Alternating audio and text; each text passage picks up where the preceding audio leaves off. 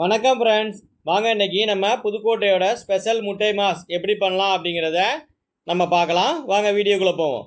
அதுக்கு தேவையான பொருட்கள் 2 பெரிய வெங்காயம், 2 தக்காளி, கொஞ்சம் கருவேப்பிலை, கொஞ்சம் கொத்தமல்லி, கொஞ்சம் சிக்கன் சேர்வை, 3 முட்டை எடுத்து வச்சுருக்கேன். முட்டையை நம்ம அடுப்பில் வச்சு வேக வச்சுக்கலாம்.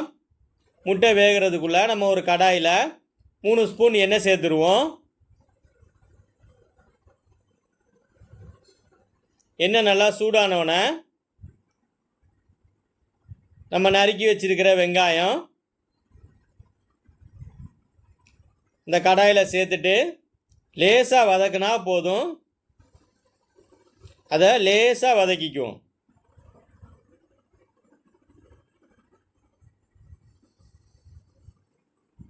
கருவேப்பிலை,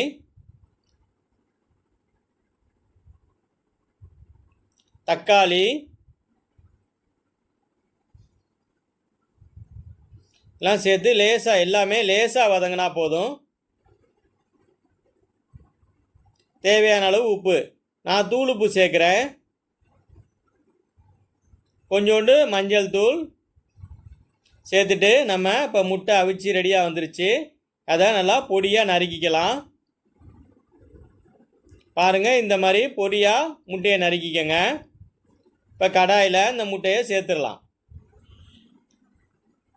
சேர்த்துட்டு நல்லா மசாலா மிக்ஸ் ஆகிற அளவுக்கு நல்லா பிரட்டி விடுங்க. ஒரு நிமிஷத்துக்கு நல்லா பிரட்டி விடணும். அதுக்கப்புறம் நம்ம எடுத்து வச்சிருக்கிற சிக்கன் சேர்வையை அது கூட சேர்த்துக்கலாம். சிக்கன் சேர்வை, சிக்கன் குழம்பு, சிக்கன் கிரேவி எது வேணாலும் சேர்த்துக்கலாம். நல்லா சேர்த்துட்டு நல்லா பிரட்டி விடணும். எல்லா இடமும் அந்த சிக்கன் குழம்பு நல்லா சேரணும். அவ்வளோதான், இப்போ ஓரளவுக்கு நமக்கு ரெடி ஆயிடுச்சு. இது கூட நம்ம 1.5 ஸ்பூன் பெப்பர் தூள் சேர்க்க போகிறோம். பாருங்கள், 1.5 ஸ்பூன் பெப்பர் தூள் சேர்த்துட்டு நம்ம எடுத்து வச்சிருக்கிற நறுக்கிய வெங்காயம், கொத்தமல்லி அதை அது கூட சேர்த்து பிரட்டிக்கலாம்.